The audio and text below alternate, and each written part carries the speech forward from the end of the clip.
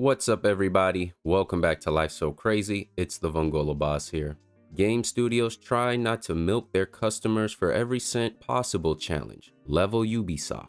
There's only two scenarios which would result in me not playing video games anymore. The first being gaming going all virtual reality. You know, the Ready Player One type of stuff. You can miss me with that. The second being this all digital future of gaming that we're barreling towards, as physical sales continue to decline year after year in all forms of media. Because as the numbers show, convenience is more important than ownership for a lot of people. Now, I'm not knocking how people choose to buy their entertainment, but my response to companies like Ubisoft who want to tell their gamers to be comfortable with not owning their games is that they should get real comfortable with gamers choosing not to buy from them in the first place. We got this article from The Gamer titled Ubisoft exec says gamers need to get comfortable with not owning your games, which was a statement made by Ubisoft's director of subscriptions, Felipe Tremblay, who recently spoke to GamesIndustry.biz about the digital future and Ubisoft Plus specifically.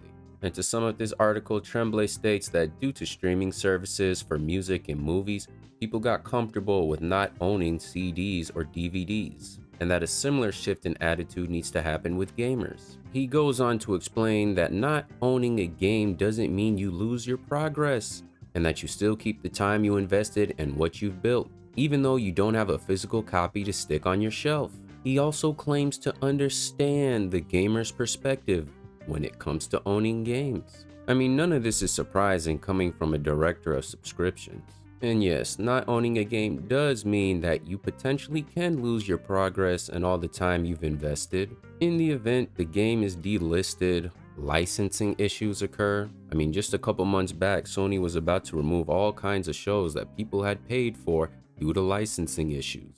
Games on Game Pass and PlayStation Plus come and go all the time, and there's only so long gamers can actually bully these companies into keeping storefronts online before they stop caring. Last year was the eShop for the 3DS and the Wii U. This year it's the Xbox 360, and soon enough Sony will follow suit. But hey, if buying a game doesn't mean owning it, then pirating it doesn't mean you're stealing it. That makes sense to me.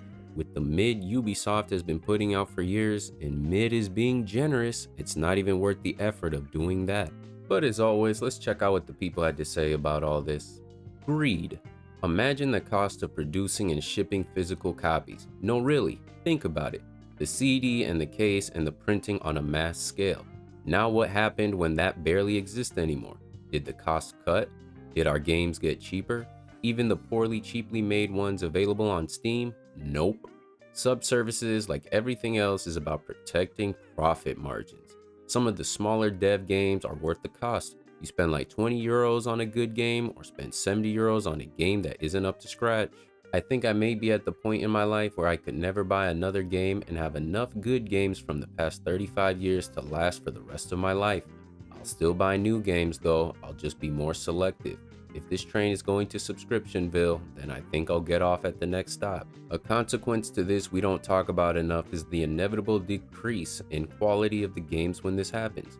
Why would you invest in attempting to create a masterpiece if subscribers are paying each month regardless? It will become a situation where it's driven by quantity over quality. Just look at what is happening with television. Someone said, "It's interesting that this quote gets a lot of backlash, while Game Pass is being praised for years now." And a great response to that is because Microsoft never made such a stupid statement about people's relationship to their games, and they're not pushing it like it's the new industry motto for playing all your games. It's not an option. And that's what it really comes down to at the end of the day. Preserving your options. It is creeping everywhere. I have had music vanish or suddenly become no longer available in my region. Ironically, it was a band from the same region. It has already arrived in cars. Want a heated seat or steering wheel? Pay per month. I remember buying a whole bunch of Linkin Park songs when I got my first iPod. Pretty sure it was a 5th gen. Either way, I bought all these songs back in high school. And about a year or two ago, I was looking at the purchase history on my phone, trying to re-download these songs. Come to find out, a bunch of them had been removed, and I had to go check out my emails to see the receipts just to make sure I wasn't tripping. I got them back eventually, but the point still stands. That's a slap in the face. And a big reason why I buy digital Rarely, if ever. Anyway, big brain tweet of the day.